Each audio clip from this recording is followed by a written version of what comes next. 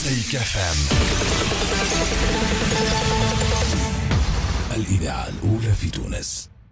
أسامة الخليفي، الاختلاط بين السياسي والقضائي في قضية نبيل القروي اللي هو رئيس الحزب. مرحبا بك أسامة الخليفي، رئيس كتلة قلب تونس. مرحبا بك سي بكر. قررت الضغط على القضاء، استعمال صفتكم كنواب لأنكم عندكم الحصانة أنكم تعتصموا وتحتجوا قدام القطب القضائي المالي، وهذا ذولي أقصى التداخل بين السياسي التشريعي والسلطة القضائية. شكون قال هذا؟ هني أنا قاعد نقول اي معناتها لازم نوضحوا، عندك حق، والتوضيح يظهر لي صدر على النيابة العمومية على الناطق الرسمي سي يسري. حاب نقرأ لك مقتطفات من شنو قال. معناتها انسانا نحن مش مشكل، احنا نجموا لا اللي انتم ما دخلتوش المكتب واللي انتم ما اعتصمتوش في وسط المكتب. هذا اللي نقلته قناه نسمه مثلا، اللي قالت هناك اعتصام داخل المكتب معناها نتاع قاضي التحقيق. لا اي نبيل القروي اعتصم داخل المكتب. هذاك صحيح، هذا اعتصم احتجاجا على وضعيه غير قانونيه اللي هي ثبتت كونها صحيحه، وهو جاء غاديكا باش معناتها يصحوا اجراءات فيها اخلال قانوني، ورفض واعتصم في مكتب قاضي التحقيق، ولم يدخل حتى نائب لمكتب قاضي التحقيق. جود النواب خارج امام القطب القضائي شنو دورهم كونه يساندوا رئيس حزبهم، وكونهم زادة معناتها يطمنوا على صحة نبيل القروي، ويطمنوا على كونه ما يصيرش تعسف في معناتها فرض على نبيل القروي الاقتناع او معناتها الامضاء على حاجه غير قانونيه، او فرض على القضاء انه ياخذ القرار اللي انتم تراوه. لا مش صحيح. لا عمرنا احنا كان تعاملنا هذا وجودكم لا يقول هذا وجودكم غادي هو نوع من الضغط على القضاء. لا مش صحيح. وبصفتكم كنواب ماكمش عايلتوا. احنا نحيوا القضاة اللي كان تعاملنا معهم وتعاملهم معنا معناتها التعامل الحضاري. كنا في أروقة المحكمة وفي التوقيت الإداري من حقنا، وكان تعامل مع الإدارة ومع الأمن بطريقة حضارية. الاحتجاج متاع نبيل القروي هو احتجاج مشروع، وفي الأخير سي بكر نحب نقول لك راهو الديمقراطية الاحتجاج فيها مكفول بالقانون وبالدستور، وإذا كان نحبوا نحميو الديمقراطية راهو نحميوها بالاحتجاج، لأنه الاحتجاج إذا كان معاش عنا الحق فيه في وضعية كما هذه اللي هي وضعية اليوم، احنا ما نحتاجوش على القضاء بالوقوع، نحتاجوا على القضاء بالاستئناف بالتعقيب. لا هذا كله صاير، أكهو هذا كله صاير، لكن احنا اليوم في وضعية القضاء فيه 3 درجات، فيه 3 درجات للسماح بالاحتجاج، وذيك تلك الطريقة الوحيدة للاحتجاج. على كل احنا معناتها شفنا كونه مساندتنا للسيد نبيل القروي في احتجاجه هو على المظلمة اللي قاعد عايش، هذا رأينا وهذا رأيه، وهو اليوم معناتها صحته في الميزان حاول مطالبته بحقه في محاكمة بالطبيعة، وصحته قاعدة تتدهور، واحنا نحملوا مسؤولية صحة نبيل القروي في سبيطار عمومي تحت معناتها في اطار قانوني واضح، ومعناتها صحته قلت لك في الميزان اليوم، ونحملوا مسؤولية في الميزان لأنه قاعدة تدهور وهو في إضراب جوع، احتجاجا على هذا التعسف اللي هو تعسف على خاطر نبيل القروي، ولكن هو تعسف جاري به العمل، لأنه اكتشفنا كونه ثم ما يقارب على 15,000 مواطن تونسي في نفس الوضعية، في وضعية اللي هي لازمها تصلح. هو ليس استثناء، إذن مش استثناء، وكونه نبيل القروي تسلطت عليه اليوم تحتجوا على المواطنين الآخرين 15,000 باش نكونوا معناتها لجنة برلمانية للتحقيق في هذه الوضعية، وليس للضغط على القضاء، وإنما لإصلاح هذه الوضعية اللي المشاركة راهي فيها بالطبيعة يلزمها تكون معناتها بمشاركة كل الأطراف دون الضغط على القضاء. ومش احنا نضغط على القضاء، ثم أطراف أخرى قاعدة تضغط على القضاء. منظمة يقظ اللي طرف في القضية تقول تستنكر تدخل السلطة التشريعية ممثلة في شخص سميرة شويشي النائبة الأولى لرئيس مجلس نواب الشعب إلى جانب عدد من نواب كتلتي النهضة وقلب تونس في قرارات القضاء من خلال محاولة الضغط والتأثير على مجريات القضية وتسييسها، مما يضرب مبدأ الفصل بين السلطات واستقلالية القضاء. ثانيا أن السيد عميد المحامين لا صفة له لمعاينة أعمال القضاء، لأنه مشى وعبر وقال أنه الإيقاف غير قانوني. مثلا السيد عميد المحامين انت سيادتك شكرته أيضا سي أسامة الخليفي رئيس كتلة قلب تونس.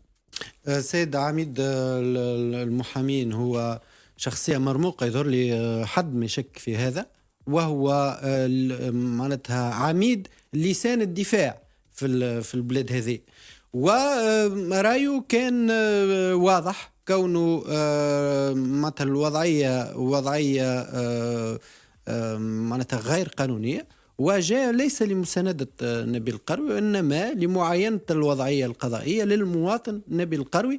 ثم معناتها اي واتش أنا يقصد هم طرف في القضية، والبيان متاعهم هذا هو زاد نجم احنا نقرأه كضغط على معناتها ضغط على القضاء وتسييس للقضية والتوجه. هو تسييس للقضية حتى أكثر اللي تعمل في انتم هو أكثر تسييس للقضية. احنا شوف اعتباره رهينة، اعتبار أنه إيقاف سياسي، اعتباره كذا هو إقحام السياسة والضغط السياسي في قضية. شوف سي بكر، هذا رئيس الحزب الثاني في البلاد، توقف المرة الأولى في الانتخابات الرئاسية وتم حرمانه من المشاركة في انتخابات رئاسية، وحتى نقولها لك أنا ما قلناها هذا حقه في المساواة في معناتها في الانتخابات، هذه ما حقه بتعسف قضائي. مش احنا قلناه، شكون قالوا هذا؟ قالته محكمة التعقيب آنذاك.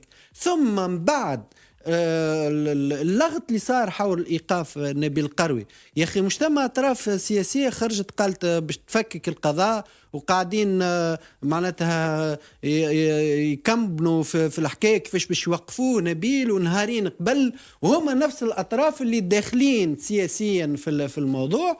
واليوم الوضعية القضائية لسيد نبيل القروي هي وضعية تم تسييسها، والمغزى من هذا الكل هو إضعاف أولا قلب تونس اللي هي دونزين كومبينيزون بوليتيك الناس كل تعرفها، وإقصاء نبيل القروي من الحياة السياسية. هذا الناس كل تعرف. يمكن تقول فيه أنت هذا هو التسييس بعينه؟ لا مش صحيح. شوف أنا شو نقول، أنت سي بكر اليوم تسأل فيها في أسئلة حول علاش احنا معناتها ربما مشيتوا قدام ساندنا سيد نبيل القروي. هذا عادي، وهذا شيء معمول به في الديمقراطية، ومش كان احنا معناتها كل طرف اليوم يتعرض للمظلمة مستعدين باش نعملوا نفس الحكاية، ولكن تعاملنا كان حضاري. هلا حكاية الاقتحامات اللي حبوا يروجوا لها وغيره هذا مش صحيح. عمرنا ما دخلنا لبيرو مكتب حاكم التحقيق، عمرنا ما أسانا القضاء، وعمرنا ما كان عند هاي سيدي نبيل القروي ما حكيناش معاه جملة.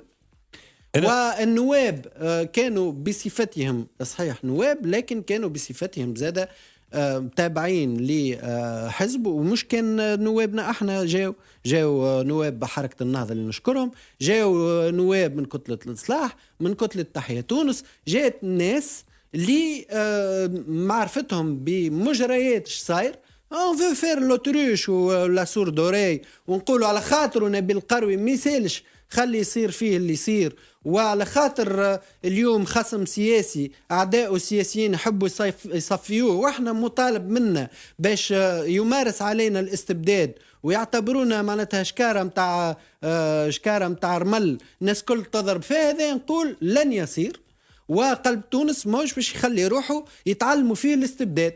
محكمة الاستئناف بتونس باش نقرا لك جلسة يوم 2/6/2021 ذولي هذا هو نفس التقرير اللي عليه النقاش بعد التحيث حول الإيقاف التحفظي والخلاف حول المدة من وقتاش تحتسب الإيقاف الأول اللي صار في 2019 اللي هو تقريبا 4 أشهر تقريبا يضاف إليه أو لا يضاف المدة الثانية من 24 ديسمبر 2020 الإيقاف الأخير، وحيث أن تقول احتساب مدة الإيقاف التحفظي الأولى من تاريخ إصدار بطاقة الإيداع الثانية فيه مساس بمصلحة المتهم الشرعية، وحيث خلافا لما تمسك به لسان الدفاع فإن عدم صدور قرار من السيد قاضي التحقيق المتعهد بالتمديد في فترة الإيقاف التحفظي بعد مرور 6 أشهر لا يترتب عنه الإفراج وجوبا عن المظنون فيه، باعتبار أن الإفراج الوجوبي الذي نص عليه الفصل 85 المذكور يتعلق بالمدة القصوى للإيقاف ل 14 شهر للإيقاف التحفظي المقدرة ب 14 شهرا، وحيث أن عدم صدور قرار في تمديد فترة الإيقاف التحفظي بعد مرور أجل 6 أشهر المذكورة عليه لا يفضي ضرورة إلى بطلان الإجراء وإطلاق سراح المظنون فيه، باعتبار أن الفصل 85 لم يرتب جزاء على الإخلال بذلك الإجراء، ودعات قررت قبول مطلب الاستئناف شكلا، رفض مطلب الإفراج المقدم في حق المظلوم فيه نبيل قروي، وإرجاع القضية لسيد قاضي التحقيق المتعهد لصياغة قرار تمديد في فترة الإيقاف التحفظي لمدة 4 أشهر تبتدئ من 5 أبريل وإعلام المظلوم فيه بذلك القرار. هذا القرار متاع محكمة الاستئناف اللي انتم مشيتوا كان من في الأول القطب القضائي الاقتصادي من والمالي. الأول كان أنه نبيل القروي المدة الأولى اللي قضاها لا تحتسب. هنا القرار الاستئناف يقول يقول تحتسب. طيب به في موضوع التجديد هذايا أو معناتها الإعلام بتجديد مدة الإيقاف هذايا ثم خلاف قانوني، هيك علاش احنا عقبنا القرار هذا ومشين لمحكمة التعقيب. اليوم القراءة القانونية في موضوع تجديد مدة الإيقاف كونها تفوت 6 أشهر ويلزم حاكم تحقيق يجددها وجوبا وإلا لا، هذا احنا احتج عليه نبيل القروي وثم قراءة قانونية قاعدين ندافعوا عليها وقاعدة هيئة الدفاع تدافع عليها. سامحني الموضوع هذا أسامة يمكن راهو يطلق سراحه اليوم ويقفوا غدو عادي معناها. احنا وهذا ايش قال نبيل القروي؟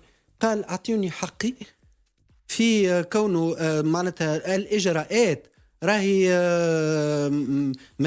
معناتها ما نجموش نلعبوا بها. إذا كان بدينا نلعبوا حتى بالإجراءات حتى في هذه القراءة ينجم قاضي التحقيق يطلق سراحه ويعود يوقفه وهو مازال في البيرو. هي علاش ما عملهاش بقرار إيقاف؟ علاش معناها احنا الإجراءات معناتها ماهيش حاجة هكاك تراهو كيما جابت. الإجراءات هي تحمي حق أولا المتقاضي وثانيا الأصل في المواضيع هذه شنو؟ ما الحرية ولا لا؟ الأصل هي حقوق المتهم.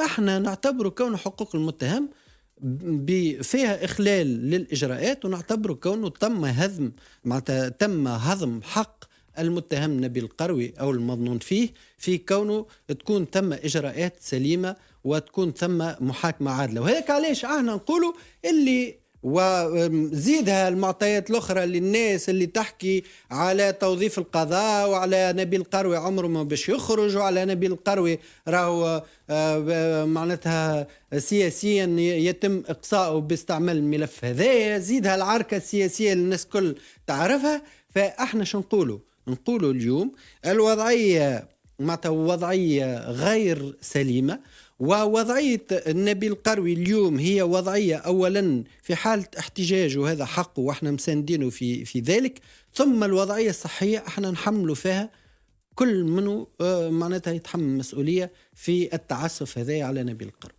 مرة أخرى تقول هناك أطراف في القضية هي من تضغط على القضاء على غرار التيار الديمقراطي يعتبر هو نفسه الطرف السياسي الواضح في ملف نبيل القروي.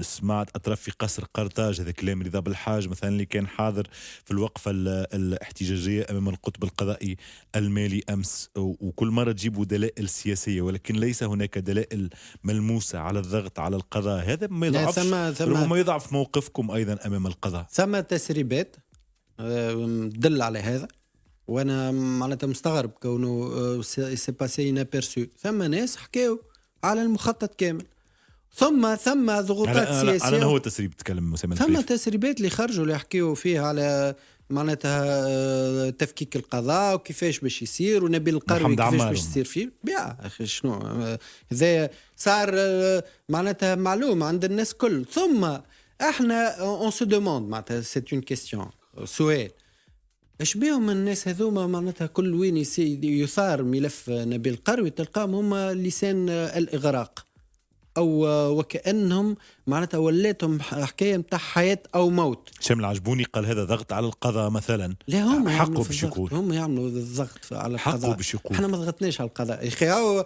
القضاء تكلم قال ضغطنا عليه، قال راهو جاوا الناس بطريقه حضاريه في حقهم وهذا شيء عادي، وعمرهم ما ضغطوا ولا تكلموا ولا دخلوا للمكتب تحقيق لا غيره من الشيء اللي صار فيه.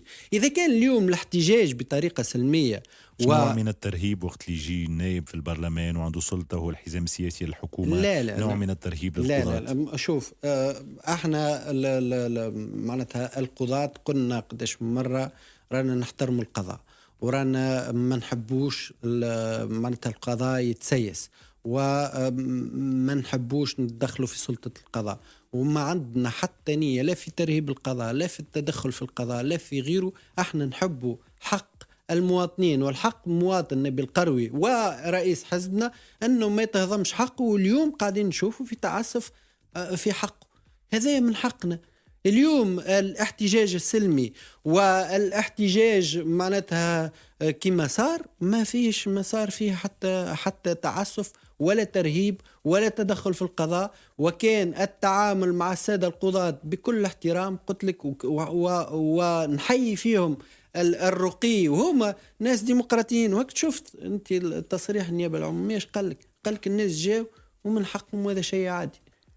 خلاف هذا ثم ناس تحب تأول وتعمل في فانتازم وتحب تستغل الوضعية هذه باش هما يتدخلوا في القضاء وهما يعملوا ضغط على القضاء. هذيك ربي عينهم، لما مش باش نخليهم. واحنا قلب تونس يعني قلت لك اللي الناس اللي تتعلم في الاستبداد هذه واللي تحب تستعمل القضاء واللي تحب تستعمل الملفات هذه لتصفية حساباتها ولتصفية الخصوم السياسيين، وهم خصوم سياسيين، هم حطوا رواحهم في قضاء موازي ونصبوا معناتها محاكم موازية وأصدروا الأحكام وتكلموا على القضية وقالوا اللي راهو 150 مليار وراهو تبييض أموال، وهم على لسانهم سيسوا القضية وخلونا احنا نتعامل معهم للتصدي لهذا التهجم ولهذا التعسف ولهذا استعمال القضاء. قرار المجلس القضاء العدلي أنه المسؤوليات السياسية والتعيينات في الهيئات وفي رئاسة الحكومة ورئاسة الجمهورية وكذا يصبح أو تم منعه، هل تعتبر أنه قرار إيجابي؟ شوف احنا في المبدأ يعني كنت نحكي لك على حاجة باش نأكدها لك. احنا السلطة القضائية هي سلطة معناتها مستقلة وقراراتها احنا ما ندخلوش فيها. ربما هم شافوا كونه هذا معناتها يكون خير للقضاة وخير للقضاء، وإذا كان هما شافوا هذا احنا ما ندخلوش فيه وما نعلقوش عليه. كل ما نقول هو كونه السياسيين الكل بكل أطيافهم يلزم يبعدوا على الموضوع هذا، وإن شاء الله يكون القرار مش متسيس. اختم معك بسؤال في الاقتصاد. سؤال في الاقتصاد مع الياسير. اليوم سوم البرنت $72. بنحكيوا على سوم البريل من البترول. دونك هذا يفرض زيادة التكلفة، يفرض أنه مراجعة الموازنات العامة متاع الميزانية الدولة. وقتاش يجيكم قانون المالية التكميلي؟ غدوة باش يبدأ لقاءات السيد وزير المالية جوستومون في موضوع هذا قانون الميزانية التكميلي، وهل معناتها التعديل يلزم يصير واللي يدوفيان اورجون. احنا كنا قلنا راهو في القانون الميزانية من الأول واحنا معناتها اوني كويرون، قلنا راهو لي بريفيزيون هذوما راهم دي بريفيزيون كي بوف ات فوسي، خاطر المعطيات اللي وقتها جاونا هم معطيات معناتها ما همش واقعيين، واللي يلزم تتذكروا وقتها طلبنا باش يكون ثم قانون ميزانية تعديلي في مارس، وعدونا بهذا، لكن طولت المدة، واليوم يلزم بالطبيعة متى يتم أخذ هذا بمأخذ الجد ويفو سو بونشي دوسو. وهذه المعارك وهذه القضايا، المسألة الاقتصادية والمالية، وهي دعوة إلى كل من رئيس الجمهورية ورئيس الحكومة والبرلمان وكل السياسيين باش نبعدوا على ليفوست هذه، ليفوست مانوفر والعركة السياسية هذه اللي دامت. الدولة وصلت باش تستورد الفوسفات، استوردت الفوسفات. هل هذا قال احنا نحكمه؟ باش نحكم؟ شكون يحكم؟ احنا مساندين الحكومة للابتعاد عن الفراغ وعلى العبث اللي كان ينجم يصير واللي ينجم يصير لليوم. هذا كنا نقولوا فيه كل يوم. نحكموا باش عندنا وزراء احنا في الحكومة طبعا. عندنا ما عندناش. شكون عندكم انتم قراب نيش همشيش؟ وش معناتها قراب؟ مساندين رئيس حكومة اللي سماه وعينه سيد رئيس الجمهورية. مش صديقنا، احنا نتعاملوا معاه كوزير مالية، جابوا السيد هشام مشيشي، وقلت لك الحكومة هذه كانت حكومة فرضها السيد رئيس الجمهورية، وقال هذيك هي حكومة. احنا متمسكين بتماسك مؤسسات الدولة وباستقرار سياسي، احنا ماناش عبثيين، ونعرفوا اللي اي فراغ اليوم ينجم يتسبب في انهيار الدولة. برا انت لوج على ناس تكون عندها العقلانية هذه مش ترى فيها الدولة تنهار حتى بوجودهم؟ ثم ريسك كبير، حتى بوجودهم ثم ريسك كبير، لأنه العركة السياسية الموجودة اليوم بين مؤسسات الدولة أصبحت مخطرة واختر على البلاد. وإحنا هذاك علاش دعينا وعلى لسان نبيل القروي إلى معناتها جميع المراجعات والمصالحات اليوم قبل الغدوة. هاي يدنا ممدودة الرئيس الجمهورية رأسا باش معناتها يصير هاللقاء أخيرا بين كل المؤسسات، بين كل المكونات، باش نقفوا لبلادنا، لأنه الوضعية ولت خطيرة. والعركة راهي اللي صايرة تو حتى في المؤسسات كما هيئة مكافحة الفساد، وأنا ندعو إلى تحقيق جدي حقيقة في اللي تقال واللي كنتوا تحكيوا عليه، هذا اللي يهم صحة التوانسة في موضوع الفاكسان. خطر تحقيق، علاش؟ مش على خاطر وإحنا ماناش معنيين بالعركة هذه كذا، كيف خاطر احنا نقولوا اللي تقال اليوم على موضوع هيئة مكافحة الفساد كنا نتمناو راهو تقال وقت اللي تقال السيد شوقي طبيب تعسفا من طريق من حكومة كانت عندها موضوع تضارب مصالح، وكانت حكومة مؤقتة، حكومة تصريف عملي. إذن ندعو إلى تحقيق جدي في اللي تقال من طرف السيد رئيس الهيئة المقال، خاطر إذا كانوا صحيح راهي مصيبة، وإذا كانوا غلط راهي مصيبة أخرى زد.